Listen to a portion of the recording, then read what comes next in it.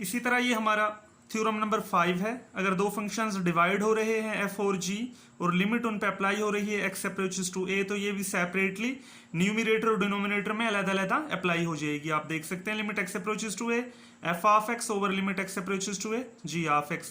इसी तरह थ्योरम 6 में देखें, अगर कोई फंक्शन है उसकी होल पावर n है, n हमारे पास ये कोई भी इंटीजर हो सकता है, तो ये हमारी जो लिमिट है ये पावर के अंदर अप्लाई हो जाती है। ये 6 थ्योरम्स हैं जिनका यूज होगा आगे हमारे लिमिट के क्वेश्चंस के अंदर।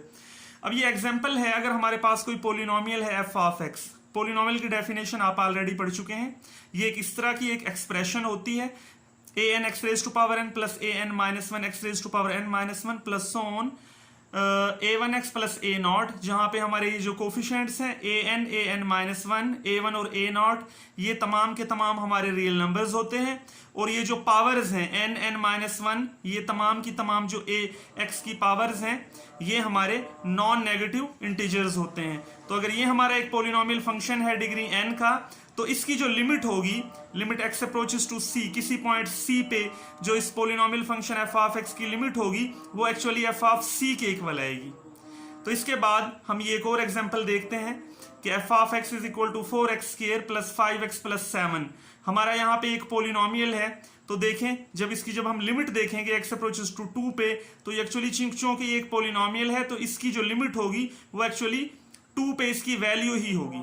अगर हम 2 को पुट कर दें x की जगह तो हमारी ये 33 निकल आई। इसका मतलब है इस पोलिनोमियल फंक्शन की जो लिमिट है पॉइंट 2 पे वो हमारी है 33। एग्जाम्पल आप देखें, इवेल्युएट द फॉलोइंग लिमिट्स। ये कुछ एग्जाम्पल्स हैं।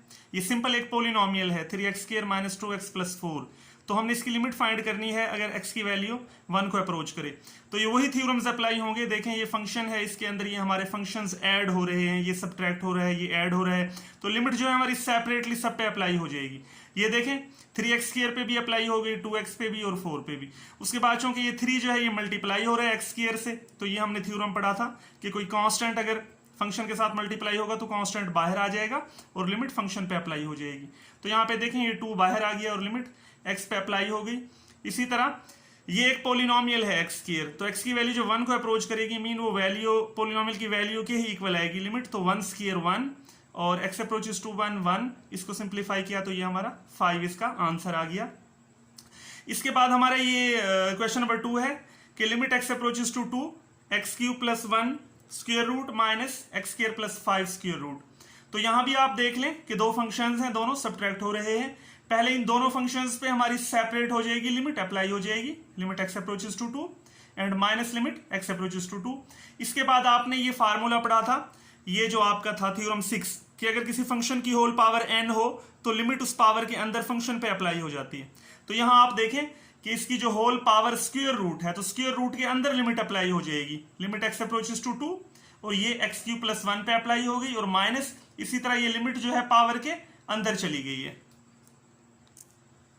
जब हमने x की वैल्यू पुट की 2 तो ये स्क्वायर रूट में 9 अंडर रूट आ गया, उसमें भी 9 अंडर रूट आ गया, तो इसका आंसर हमारे पास 0 आ गया। अब कुछ एक्सरसाइजेस हैं, ये 3 क्वेश्चंस हैं, ये आपने खुद करने हैं, सिंपल से क्वेश्चंस हैं, वही थ्योरम्स लगेंगे जो पीछे अप्लाई थे। इसके बाद हैं कुछ और क्वेश्चंस हैं, evaluate the following limits using algebraic techniques. Algebraic techniques को यूज करते हुए हमने इन क्वेश्चंस को इवेलुएट करना है, लिमिट्स को इवेलुएट करना है। तो क्वेश्चन नंबर 1 है limit x approaches to -1 x cube minus x over x plus 1।